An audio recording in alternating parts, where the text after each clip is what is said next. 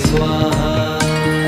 ॐ नमो हनुमते रुद्रावताराय सर्वशत्रुसंहारणाय सर्वरोगहराय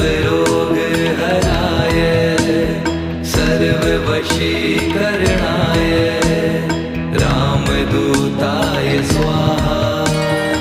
ॐ नमो हनुमते रुद्रावताराय सर्वशत्रुसंहारणाय सर्वरोगहराय